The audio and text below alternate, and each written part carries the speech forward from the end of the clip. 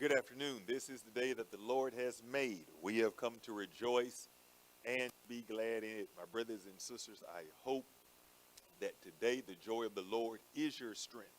And whatever state you might find yourself in, that you can still count it all joy. I do realize everybody is not on the mountaintop today. We have people watching this broadcast connected to your family and circle of influence who are having some valley moments. But even in those valley moments, my prayer and my belief is that the Lord is still with you. And so for that fact alone, I just want you to continue to hold on and hold out and watch God continue to work on your behalf. I'm excited about today's lesson, so let's jump right into a quick word of prayer, and then we're going into another exciting lesson concerning the history of the black church. Our Father and our God, we say thank you for this afternoon. God, we thank you for whenever brothers and sisters will look at this broadcast and sit down to take time to study, that, dear God, we study so that we might become the disciples you are calling us to be. Dear God, we don't want to be church members because, God, there's no salvation in church membership.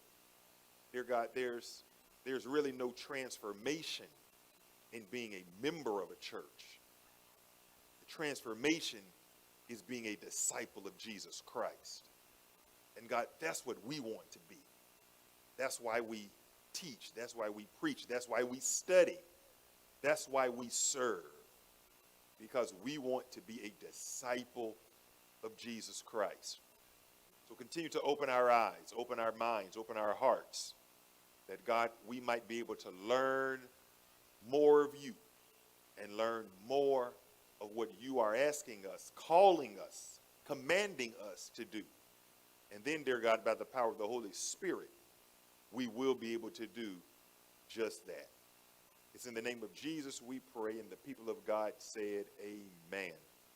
My brothers and sisters, I hope and pray that you have your iPad out, your phone out, and or if you are still old school and you have pen and paper, as long as you are writing notes, as long as you're taking some notes down, I hope you have something to write with, something to take notes with, because I'm so excited as we continue this shift.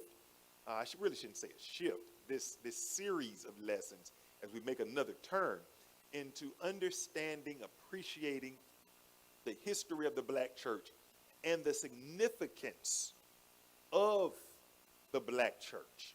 Because, my brothers and sisters, and you know, here at Dayspring, every month is Black History Month. Every Sunday is Black History Sunday. So while, yes, we might pause here and there to put maybe a stronger emphasis on black history, but when you think about, not even Dayspring, but when you think about a liberated black church, we are always speaking not only about our history, but also our present. How can we improve our present day condition? And so it is my hope, it is my prayer that you will go back and you will look at the older Bible study lessons, the previous Bible study lessons, because again, each lesson builds on the other. And 2 weeks ago or 3 weeks ago, remember I talked about the 5 domains that Dr. Cleophas LaRue in his book, The Heart of Black Preaching, spells out. And 2 of the 5 domains, social justice and corporate concerns. Social justice and corporate concerns. Dr. LaRue says there is a difference between social justice, that the black church historically, yes, has preached about social justice, but the black church has also preached about corporate concerns. And so now, here's some homework for you. Here's some homework for you. I want you to go back. Again, it's a few weeks ago. Pull up the lesson, and it's early on in that Bible study lesson, and you can see the slide where I give you the 5 domains from Dr. LaRue's book. Here's what I want you to start doing. with the sermons that I preach, and even Elder Robinson, whoever else preaches here at Day Spring, I want you to categorize what that particular sermon, or really what theme of those 5 domains that you hear out of a particular sermon. Are you hearing church maintenance? Are you hearing care for the soul? Are you hearing personal piety? Are you hearing social justice? Or are you hearing corporate concerns? Watch this.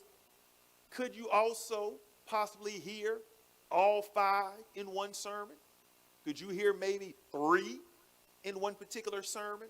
I want you to start doing that, because I think when you approach hearing sermons like that, again, I want you to move up a little bit here in 2021. I don't want you just to, I need a word, I need a word, I need a word. No, I want you to hear the word and then see how the word not only applies to your life individually, because it should do that, but also how does the word apply to us corporately. And so, LaRue says concerning social justice is not, quote unquote, black issues. Social justice is about equality for all. And throughout the history of the black church has preached and fought for equality for all. When the black church talks about education, that's not specific to African Americans, because there are poor white folks who need quality education. When the black church preaches and teaches and does ministry in the area of health care, that's not just for black people, because you have white people, Latino people, you have people of all ethnic backgrounds who stand in the need of quality and affordable health care. You have the black church that speaks on gender issues. Think about how many churches, Brother Mike, here in 2021, black churches specifically, still are arguing over if a woman should preach. Think about that. That you still have Christians who believe that women shouldn't preach. Now, watch this. We don't believe they should preach in the church, but we want them to cook all the food in the house. We want them to take care of all the children in the house. Dare I say, we even want them to bring the children in the house to the church house. But they can't preach the gospel. That's gender equality in the church. Then when you deal with gender equality outside of the church, why is it that a woman does not get the same pay for doing the same job with the same experience and sometimes even more experience than a man does? Those are issues of social justice that, yes, the church, universal, but specifically the black church has always spoke out against and spoke up for. But then corporate concerns are black issues. And when I use the word or the phrase black issues, when we tell each other that we need to get our own house in order. Because again, there are some things that folk outside of the house can't tell us, and the reality is they shouldn't tell us. We should be able to tell each other the real deal. Those are corporate concerns. When you talk about violence within the African American community, it is not isolated, because again, people kill and steal from people that they are around. That's why if you do a crime analysis in St. Johns County and Clay County, Florida, most of the people that's doing the crime there are Caucasian people. Most of the people that the crime is being committed against are Caucasian people. Why? Because the majority of the people that live in St. Johns County and Clay County are Caucasian people. So I say all that to say, we have corporate concerns. And we've talked about that. And then we moved to last week talking about the history of the black church, going all the way back to the Coptic church in Egypt. Should there be a delineation between the black church and the white church? Well, again, because America has always been a two separate nation. That, and really it's not even two separate, it's everybody's separate. That based upon your nationality, it's not one nation under God. Yeah, that's the ideal, but that's not the reality. So we are not yet one nation under God. So we saw last week how the AME church played a very important role, a significant role in the birth, the development of what we now call the African American church, the black church. And so today, I want to move to talk about the Black Baptist church. And when I talk about Baptist today, hear me and hear me well. I'm not talking about our polity, because your pastor, Jeffrey Rumlin, I am Christian before I am Baptist. I need you to hear me today. I am kingdom focused, discipleship oriented before I am Baptist. Because the reality is, I do what I do not because I'm a Baptist, but because I'm a Christian. I could go join the Pentecostal church right now and still have the same mindset. I could join the Presbyterian church right now and still have the same mindset, because my mindset is not about a denominational structure. It is about the ministry that the Messiah has given us. So when you hear me use the word Baptist today, we're not dealing with polity. We're dealing with ministry. We're dealing with ministry. And the focus I want to lean on today with Black Baptists historically is the importance of education. The importance of education. This does not alienate the AME church, and I'll show you why as we go through this lesson. But I wanted to, again, I'm just throwing out certain things so that you might be able to learn and then go and read for yourself. Because the one thing that the black church has always been interested in, that has always had at its forefront, is teaching and education. It's teaching and education. Now, let me give somebody some Bible, because again, I don't want you to think that this is just the preacher's opinion. You remember, the text is Matthew chapter 5. It is known as the Sermon on the Mount. When you read Matthew chapter 5, just write it down. It's not going to come on the screen. Write it down. Matthew chapter 5. Hear how the gospel writer describes what Jesus is getting ready to do. Matthew says, "Now when he, Jesus, saw the crowds, he went up on a mountainside and sat down. His disciples came to him, and he began to teach them." The key word there, teach. You go over into chapter, you can go over, I'm trying to see which one I wanted to use. You can go over to chapter 9. I'll use chapter 9.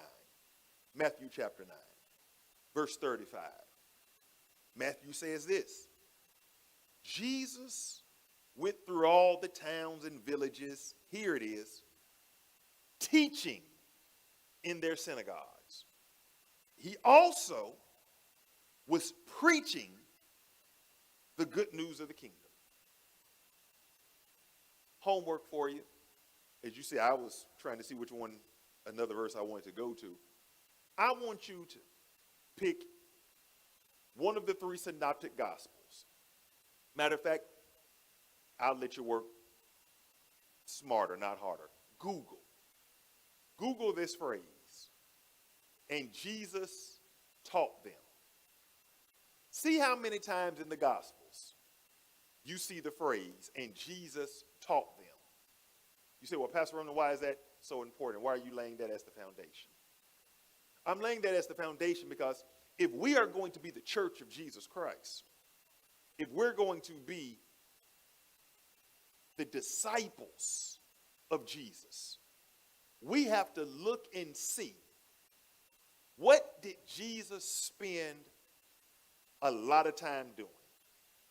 He spent a lot of time teaching. That's why the church has been rooted in education. Let me speak to Dayspring specifically. One reason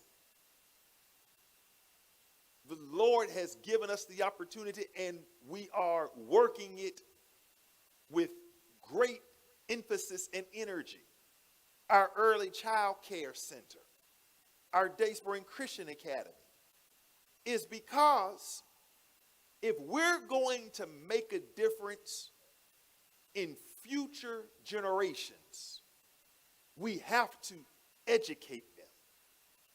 Not only must we educate them from an academic perspective of reading, writing, and arithmetic, but we also have to educate them spiritually. And then also educate them socially. That's why one of the ministries that a number of churches have had in their churches is early childhood. If it's a daycare, if it's private school, if it's just elementary school, if it's after school care, if it's tutoring, SAT, college preparatory programs, because the church has been rooted, has always been rooted in education. Because you cannot grow if you don't know how to grow. And you can't grow if you don't know that you need to grow. The most dangerous person in the world is a person who thinks they know everything. And you cannot be afraid to learn something. And so that leads me to this one question, talking about Black Baptist, the ministry in education. This is just one college I'm using for the sake of the lesson today. Morehouse College. Morehouse College is going to be our case study today. Most of you know that Morehouse College is in Atlanta, Georgia. But here's where I want to start today, talking about the history of the black church. And that is, can anyone answer just these first two questions? One, what was Morehouse College's original name? And two, who were the founders of Morehouse College? I just want the question on the screen just for a little while, Marcus. Hold it right there. Morehouse College. What was Morehouse College original name? And then, who were the founders of Morehouse College? Now, before you Google, if you want to put your answer in the comment section, please do so.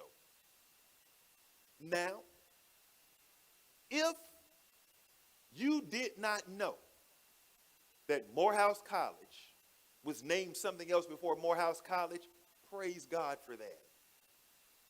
No, nothing to be ashamed about, nothing to be embarrassed about. But I want to show you how we got to where we are. What was Morehouse College's original name, and who were the founders of Morehouse College? Brother Marcus, before you put the answers on the screen, come back to me, because I want to talk it out and then just throw it up as I'm answering these questions. Most people think that Morehouse College was named after a man named Morehouse. I mean, that's kind of how the logic would play out. But let me help you. The man who is named Morehouse, his name is Henry Morehouse. He was not the founder of Morehouse College. Henry Morehouse was a white man. So Morehouse College, Morehouse is named after a white man, but Morehouse College was not founded by a white man. So watch this. Henry Morehouse is who the college was renamed after. I'm going to tell you why in a second. Morehouse College was originally known as the Augusta Institute. Write that down. It's on the screen. The Augusta Institute. That is the original name of Morehouse College. Its founders were 3 black preachers. 3 black Baptist preachers. Their names: Reverend William Jefferson White, Reverend Richard Coulter, and Reverend Edmund Turney. Reverend White kind of spearheaded it, but Coulter and Turney also had a major role to play. So those 3 founded the Augusta Institute. It was originally in Augusta, Georgia. So Morehouse College started as the Augusta Institute, a place where blacks could get not only religious training, because you had preachers, they wanted to teach, theological studies, but also higher education, secondary level education. And so it was founded in Augusta, Georgia. Well, here's something else. Where do you think in Augusta the Augusta Institute was housed? Because they had to meet somewhere. I think you should already know where I'm going. Although you may not know the name, I think you know where. Watch this. Before I give you the name of the place it was housed in Augusta, it was known as the Augusta Institute. They moved the school from Augusta to Atlanta. When they moved it from Augusta to Atlanta, they changed the name. They didn't change the name from the Augusta Institute to Morehouse College. They changed the name from the Augusta Institute to Atlanta Bible College. So now we'll put the answer to number 3 and number 4. When the school was in Augusta, it was housed at the Springfield Baptist Church. It was housed at the Springfield Baptist Church. When it moved to Atlanta, it was originally housed at the Friendship Baptist Church. The Friendship Baptist Church is still in existence. And before they built the new Mercedes-Benz Stadium in Atlanta. The Falcons paid Friendship Baptist Church X amount of dollars so that they could do some construction because, they basically took over that particular area. But all of that area, if you're familiar with Atlanta, is known as the AU Center. Now, here's why all of this is important. This school, I'm going to give you some more in a minute. Look at where they were housed. In churches. They didn't have, let alone 40 acres. Didn't have 4 acres of land to go build a standalone building and then buildings to make a campus as we have colleges today. No, they used the church. The church was the anchor. And that's why, my brothers and sisters, when you wonder why the church is still so actively involved in education, it's because that's who we are. We cannot be who we are not. So when you have pastors and members of churches volunteering their time to go into schools to read to elementary kids, to serve as mentors to middle and high school students, it's rooted right here in our own history. It was known as the Atlanta Baptist College, founded by black preachers. And here's the interesting thing about Reverend White. If you look at a picture of Reverend White, he looks like a white man. And history says he could have passed as a white man. But watch this. He identified as black. That he lived in a day and time that if he just wanted to maneuver through society, he could have passed as white. His father was white, but his mother was black. And he identified, in our terms today, as an African American. Black man and black men started Morehouse College. So now somebody wants to say, well, okay, well, Pastor, well, then where in the world then do we get Morehouse? Why isn't it called White College or White University? Why not name it after the man who founded it? There was a man named Henry Morehouse. Henry Morehouse, like I said, he was a white brother. Henry Morehouse was the executive secretary of an organization called the American Baptist Mission Society. The American Baptist Mission Society.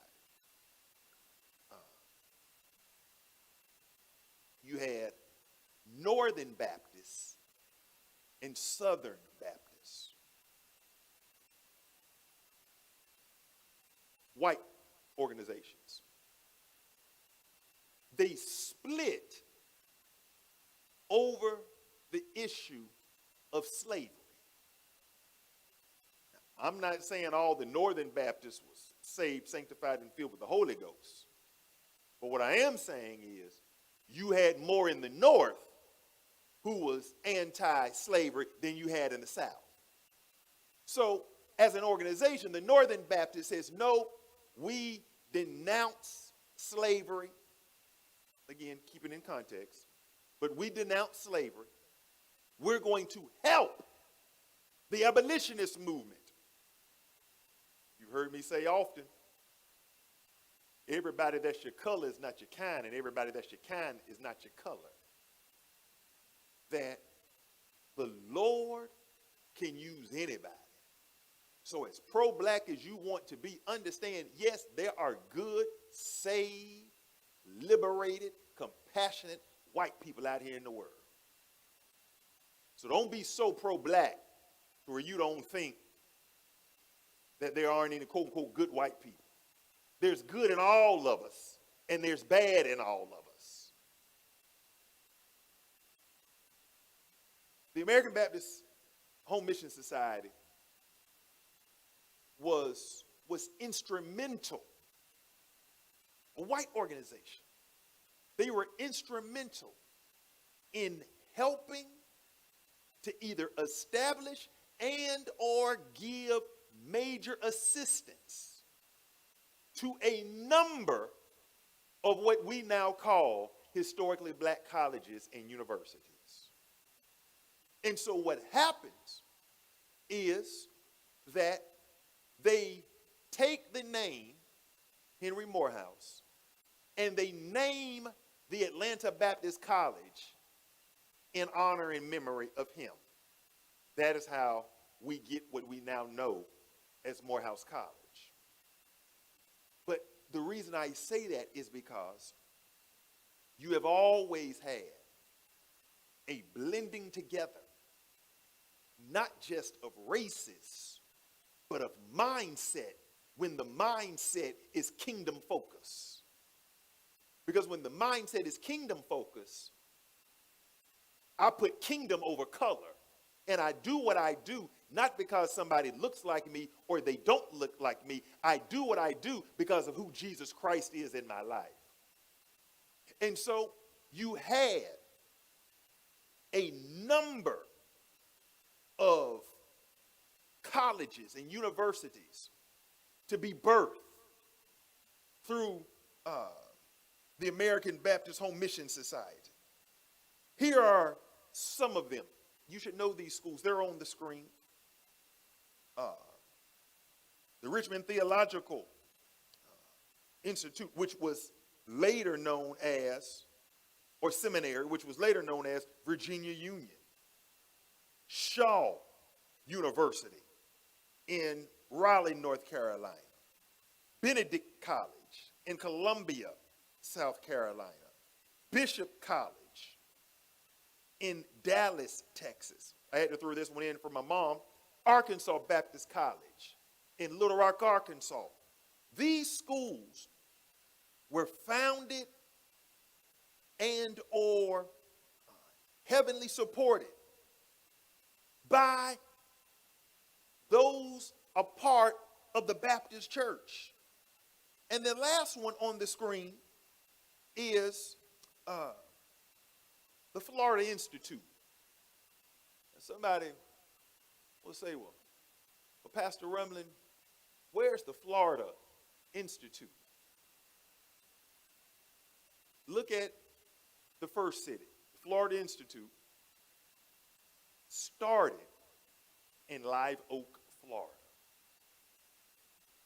From Live Oak, it moved to St. Augustine. The Florida Institute. It is now known today as Florida Memorial College, Florida Memorial University, excuse me. They are now at the university status. Florida Memorial University in Miami Gardens, Florida. It started in Live Oak. And let me give some Jacksonville history to that. That for a time, you see St. Augustine, but for a time, Florida Institute, now Florida Memorial University, had classes being held here in Jacksonville at Bethel Baptist Institutional Church. Florida Memorial University is connected to the black church here in Jacksonville. And so again, this is ministry. Because saints, and hear me well, I have no problem with praise and worship and having a good time. But what do you do after the hour and a half on Sunday morning? The kingdom is more than just doing church. And that is one reason our millennials are not connecting to establish churches the way that they really should because they have great value, because we focus so much on just doing church. And millennials are saying, I want to focus on something that's going to change lives. Because watch this, I can sweat in the club. I want to learn something. Teach me something that I don't know that I can then apply to my own life and those in my circle of influence. Can I challenge the house today?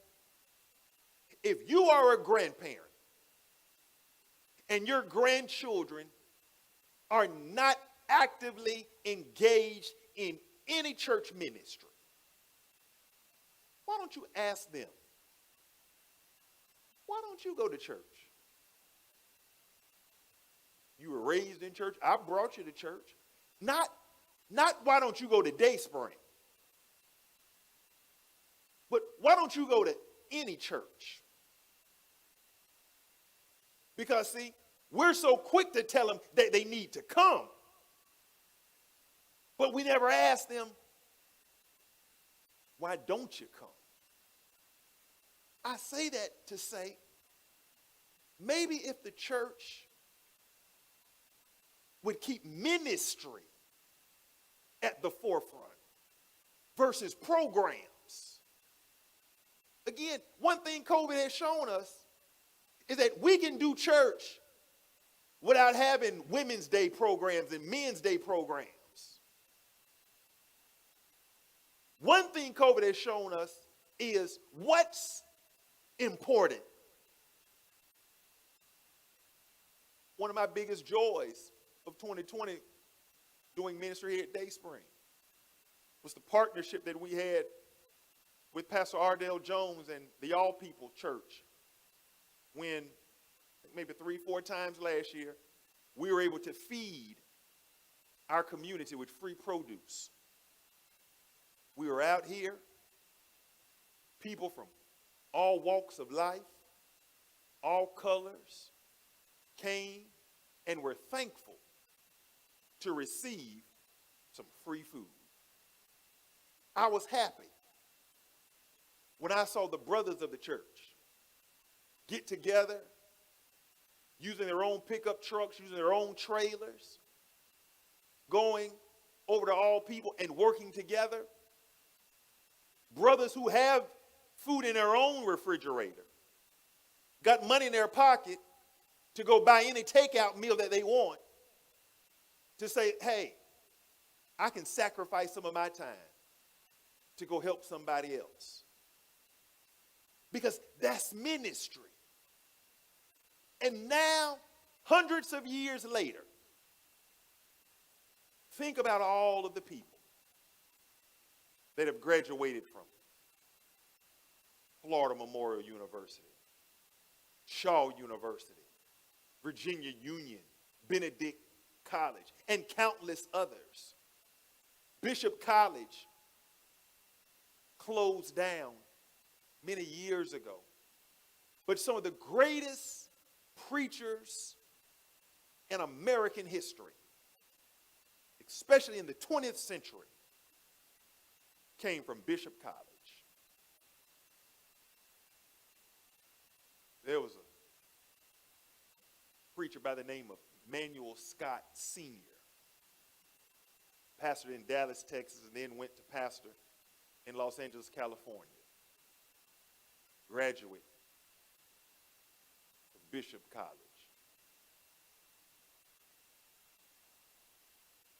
Caesar Clark, graduate, Bishop College. Stephen Thurston, who pastors the New Covenant Church in Chicago, Illinois, graduate, Bishop College. My homiletics professor, Dr. Carolyn Ann Knight, graduate of Bishop College. And most people don't know too much about Bishop College. Preachers know about Bishop College. But here's my point. These universities were founded by the church and founded in partnership both black and white people.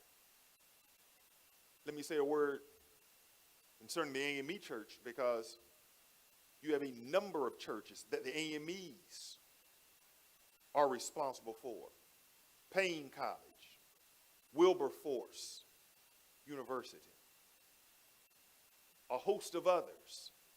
So this is not just a Baptist thing, it is a cultural thing. It is the black church. I leave you with this because it is Black history. And I told you Morehouse is going to be our case study today. I want to show you just four, and this list, and please, saints, please, there's no way in the world I could acknowledge all of the notable alumni that have graduated from Morehouse College. But here's four in the field of religious studies. Put them on the screen, Brother Marcus. Pastor Calvin Butts III. If you're not familiar with Pastor Calvin Butts III, he is the esteemed pastor of the Abyssinia Baptist Church in New York City, in Harlem to be exact. Pastor Butts has been a major figure in the world of Christendom in the 20th and the 21st century. There in New York, he has led major housing and economic development programs out of the Abyssinia Church. He is one of the leading pastors in the national arena of denominational work. And that particular church, Abyssinia Baptist Church in New York City, of course, if you know anything about black history, this name should ring a bell. Adam Clayton Powell Jr. Adam Clayton Powell Jr. Was a congressman, but he was also the pastor of the Abyssinia Baptist Church. And, of course, Adam Clayton Powell Jr. Was around during the time of the Civil Rights era with Martin Luther King and Malcolm X. And the word Abyssinia, you do know that means African. It is linked to Ethiopia. So we have a church here in Jacksonville. My good friend, Pastor Eugene Diamond, he pastors the Abyssinia Baptist Church. That name traces back to Ethiopia. And they named the church Abyssinia in New York, and then Abyssinia here in Jacksonville. The pastor, and this was way before Pastor Tom Diamond, Dr. Diamond's father, became the pastor years ago. Because Abyssinia here in Jacksonville was not originally named Abyssinia. It was named something else, but that particular pastor went to New York, heard about the Abyssinia Baptist Church, learned the history of that word, came back and said, we're going to change our name. And that's how we have Abyssinia here in Jacksonville. Otis Moss III. Otis Moss III is dynamic pastor, pastors the Trinity Church in Chicago. He followed the great Dr. Jeremiah Wright. And watch this, Pastor Otis Moss III, Dr. Otis Moss III, before he pastored the Trinity Church in Chicago, he pastored Tabernacle in Augusta, Georgia. Tabernacle was not, again, the actual church where Morehouse was founded, but Dr. Otis Moss III and even his father, Dr. Otis Moss Jr., very, very powerful. Howard Thurman. You might not know that name. Read up on Howard Thurman. I have books I've read up on Thurman. Thurman has helped to shape my theology. He was an author, preacher, theologian. He was the first dean of the chapel at Howard University. Howard Thurman has shaped many of us who preach and pastor in the black church today. And the last name, of course, you're familiar with him, Pastor Raphael Warnock of the Ebenezer Church. He graduated from Morehouse. Let's look again at what the church has produced. 4 notable alums in the area of government and law. If you watch MSNBC, you should be familiar with the first person that you see, Brother Jed Johnson. He's the former Secretary of Homeland Security. He served under, or rather in the Obama administration. Second figure you see, if you watch CNN, Bakari Sellers. Brother Sellers was the youngest man, the youngest person ever elected to the South Carolina State House. Now, of course, he's a CNN contributor. He does other political commentary, and he is a lawyer himself. Maynard Jackson. Maynard Jackson. If you do not know who Maynard Jackson was, Maynard Jackson, yes, you see on the screen, he was the first black mayor of Atlanta. But Maynard Jackson was the person who was responsible for the Olympics coming to Atlanta. Maynard Jackson was the one who was responsible for Hartsfield, now Hartsfield-Jackson International Airport, for becoming the leading airport in America. He was somebody, a graduate of Morehouse College. And then Representative Cedric Richmond. You may not know Cedric Richmond, or whether you might know some of the others, but here's my point. He is a former congressman from the state of Louisiana. He now has a position in the President Joe Biden's administration. The reason I'm giving you these names, saints, is because since this is Black History Month, we need to know that we are actually making history right now.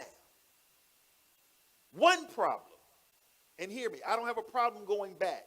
You got to go back. But one problem in going back is that we remain back there. That again, we always want to talk about Harriet Tubman. We always want to talk about Sojourner Truth. We always want to talk about Malcolm. We always want to talk about Martin. But we're making history right now. 3 of the 4 of those notable alums in the area of government are still alive.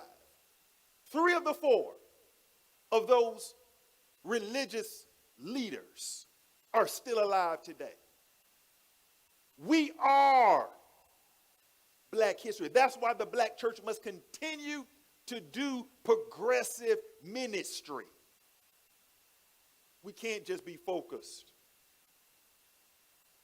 on having a good time and doing church on Sunday. Here's the last 4. Notable Morehouse alums in the area of music and entertainment. You know Byron Cage, presence of the Lord is here. He went to Morehouse, graduated from Morehouse. The second brother, Rockman Dunbar. And I did this to show you how we're still making history. I got a generation who's watching this. You see his face. You remember him from the movie Soul Food back in the day. But don't you know, Brother Dunbar is now known by millions of people, not for his work in Soul Food with Vivica A. Fox, and y'all remember Big Mama at the table, and then of course Big Mama got sick with Nia Long and all those great personalities. But he was on a show called The Mentalist, and he's currently on one of the most popular shows, 911, that comes on Fox. Present day history. I had to throw in Samuel L. Jackson. And I could not, Brother Marcus, pick out 3 of the greatest movies that Brother Samuel L. Jackson has been in. So that's why I put what I put under his name. You want to talk about Black history? Samuel L. Jackson is the highest grossing actor of all time. Not Clint Eastwood, not Tom Cruise, not Michael Douglas, whoever you want to name. Samuel L. Jackson the movies that he has been in, starred in, or had a leading role in, over $27 billion. This brother has made a whole lot of people some money. The last brother, if you don't know him, you should get to know him and know his ministry of music. P.J. Morton.